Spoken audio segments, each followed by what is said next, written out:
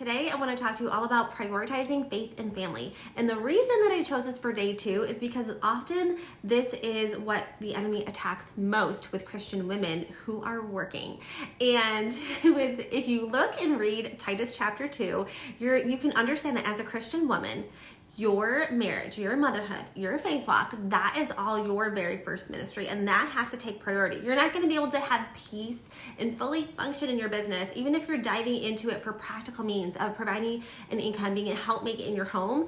You're not going to be able to fully thrive there if things are out of order. And God is going to bless you with abundance when you prioritize those things. So today we're going to talk all about how to keep it at its proper level, how to prioritize your business as well, but keeping your faith in your family first, and really simple practical ways to do that. So I want you to print out your worksheets for day 2. Again, this is like 20 some minutes of time that you're going to sit down with your cup of coffee and dive through these.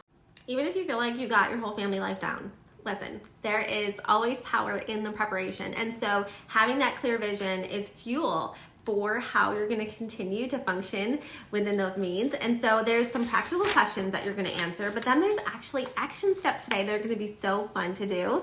And so I want you to really get creative with them. I provided 3 choices. You can do 1, you can 2, you can do all 3. It's totally up to you. I think that as time goes on, even after the challenge, if you want to go back and tackle these other things, that would be amazing. But choose one.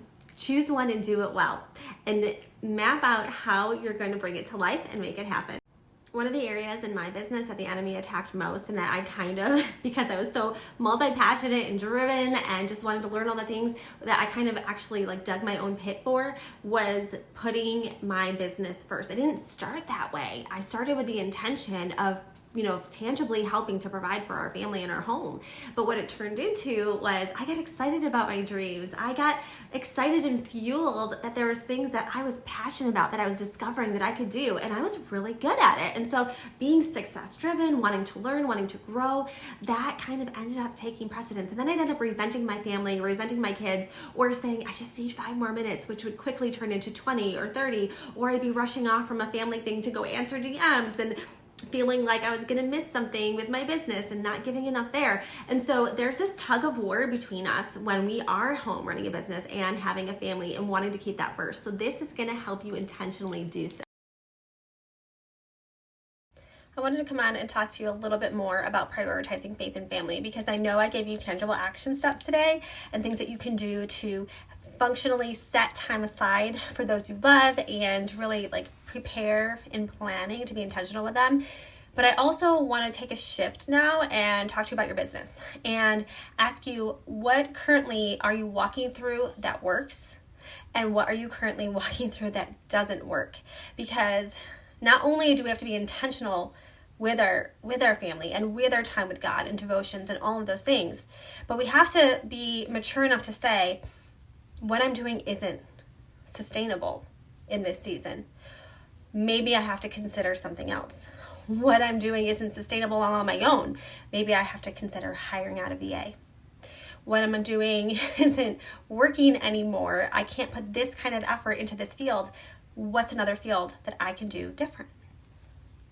So how do you currently feel about your business model? And ideally, how do you want to feel about that?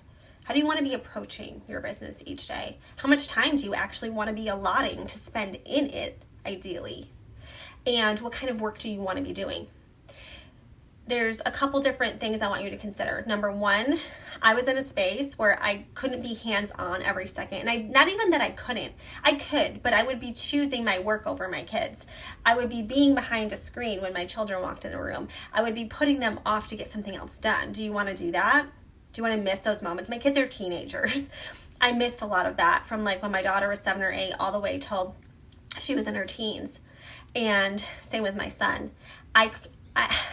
I realized that there's so many things and so many ways I unintentionally made them feel. And I had to figure out how I could automate things if I wanted to be present in the moment. So through that experience, I started setting up systems of automation for my own business, little by little, and I started seeing shifts and change. And then when I realized it was working and that my customers were being nurtured, even when I wasn't physically able to be present there, I got excited and I felt like I was just giving back so many precious moments. And I turned it into a 2-week training where I walk you through incrementally, step by step, how you can do it too. Because if you want to honor your faith, honor your family, you might have to consider doing things a little different. And these are things I wasn't taught when I leapt into network marketing. No one taught me about niche and branding and automation. I learned by trial and error in making these mistakes, and I'm here to help you not make them too. So I have a 10-day to automate training you can find in my link in my bio.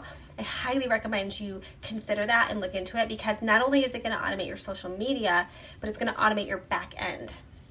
And I know the pressures and like all the different areas that you have to be present when you're in social sales and when you're in a network marketing business, which is one of the reasons it was just so fun to create my own digital products when I was in network marketing. I served my team and my community so well, and I didn't even realize that I was doing digital marketing back then. I was just doing what I loved and using my skills, nothing special. Well, they're special. All your gifts are special.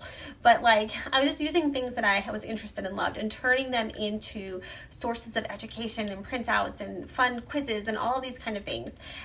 And I didn't even know it was a digital marketing business model back then, and I wasn't monetizing it, but I've since monetized it. And I love teaching other women how to use their own gifts and talents and be able to do the exact same thing too.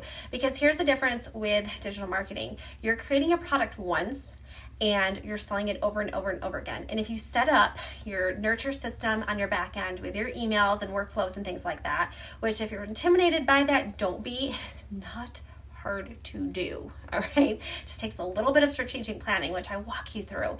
But it's done in a way that you have more of yourself and your life back through the day.